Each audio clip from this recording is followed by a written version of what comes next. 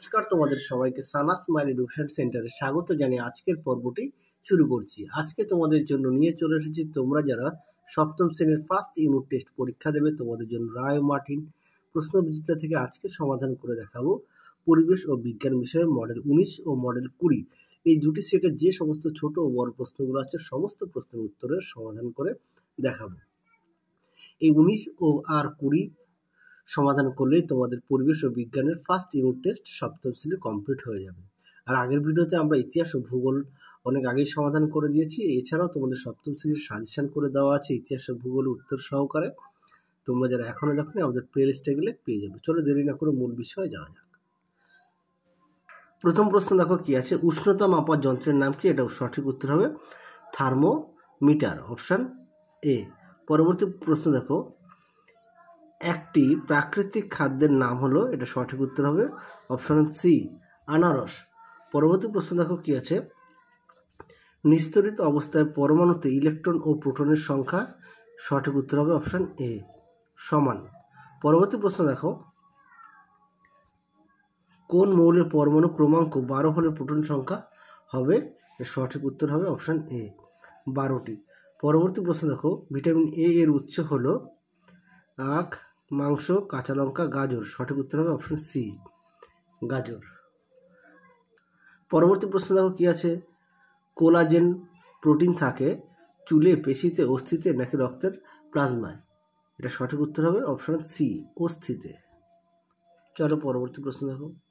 পরবর্তী প্রশ্ন দেখো কি আছে, 7 দাগে দুটি বস্তুতে সমান পরিমাণ তাপ থাকলে উষ্ণতা, এটা উত্তর হবে অপশান সি সমান নাও হতে পারে।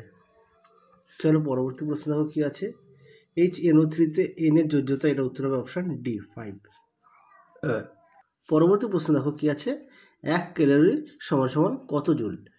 এটা সঠিক উত্তর হবে 4.2 জুল, 4.2 জুল। পরবর্তী প্রশ্ন দেখো কি আছে, ঠিক না ভুল নির্বাচন করো, ক্লোরিনের চিহ্ন ও সংকেত একই, এটা সম্পূর্ণ ভুল উত্তর, সঠিক উত্তর হবে আলাদা। চলো পরবর্তী প্রশ্ন দেখো কি আছে, একটি শূন্যযোজী মৌলের নাম লেখো, এর উত্তর হবে হিলিয়াম,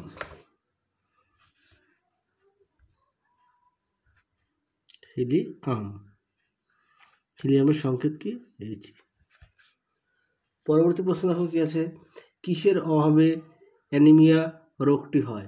এটা সঠিক উত্তর হবে আয়রনের অভাবে, আয়রনের অভাবে। পরবর্তী প্রশ্ন দেখো কি আছে,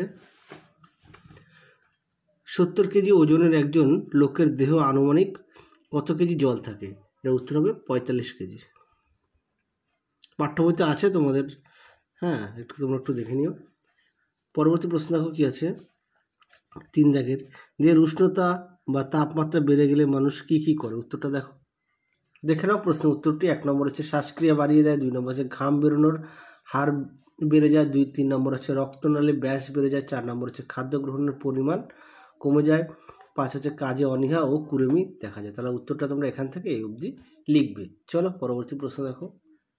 পরবর্তী প্রশ্ন দেখো কি আছে, মাটির কলসির জল ধাতব পাত্রে রাখা জলের তুলনায় বেশি ঠান্ডা হয় কেন? দেখে নাও প্রশ্নের উত্তরটি। তোমাদের এই প্রশ্নটি অনেক মডেল সেটে দেওয়া আছে, তোমরা একটু দেখে নিও। উত্তরটা এখান থেকে এই অবধি লিখবে,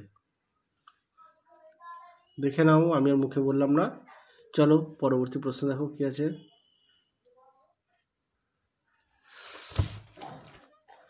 2 দাগে প্রতিস্থাপন বিক্রিয়া ও বিনিময় বিক্রিয়া বলতে কি বোঝো? চলো উত্তরটা দেখো, দেখে নাও প্রতিস্থাপন বিক্রিয়া কাকে বলে, তোমরা উত্তরটা এখান থেকে এই অবধি লিখবে। আর উদাহরণও দেওয়া আছে, দেখে নাও, বিক্রিয়াটা দেওয়া আছে। তারপরে দেখে নাও বিনিময় বিক্রিয়া কাকে বলে, দেখে নাও সুন্দর করে দেওয়া আছে,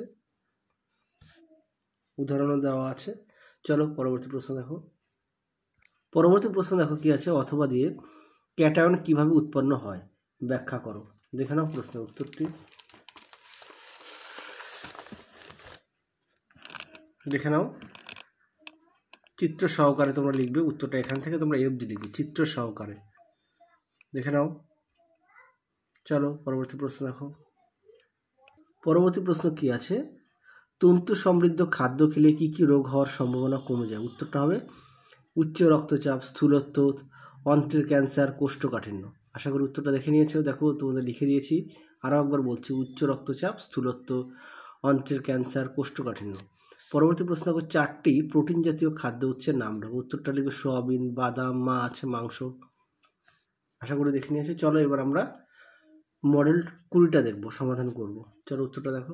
চলো মডেল 20 সেটটা দেখো। প্রথম প্রশ্ন কি আছে, সেলসিয়াস স্কেলে জলের স্ফুটনাঙ্কের মান, এটা উত্তর হবে অপশান বি, 100 ডিগ্রি সেলসিয়াস। পরবর্তী প্রশ্ন দেখো কি আছে,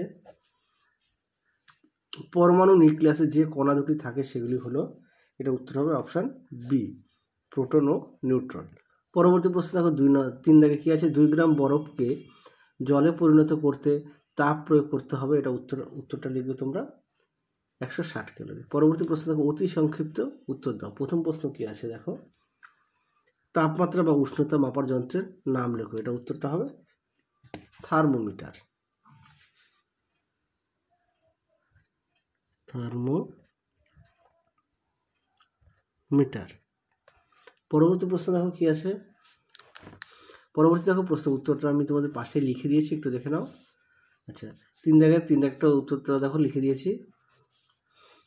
আচ্ছা, এবার আমরা দেখব 3 দাগ।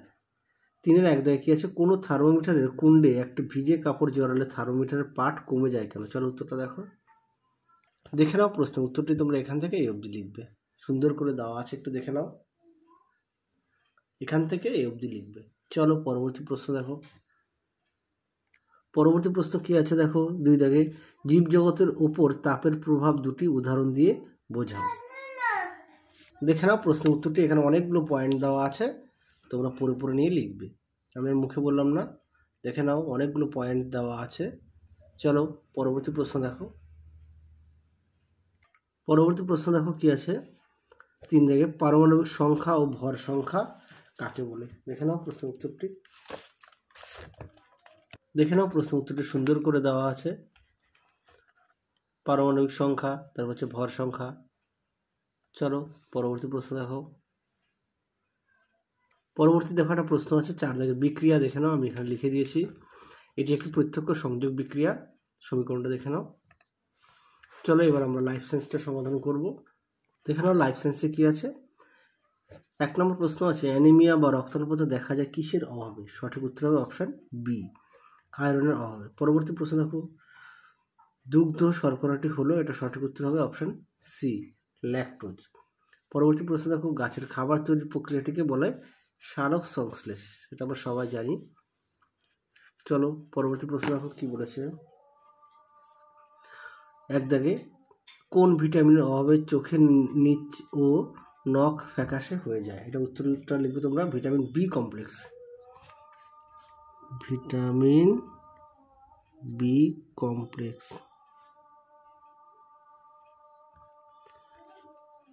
পরবর্তী প্রশ্ন দেখো কি আছে, হলুদ মিষ্টি ও সস্তা বিরিয়ানিতে কি মেশানো হয়ে থাকে? এটা উত্তর হবে মেটানিল ইয়েলো। আমি তোমাদের এখানে লিখে দিচ্ছি, হ্যাঁ, মেটানিল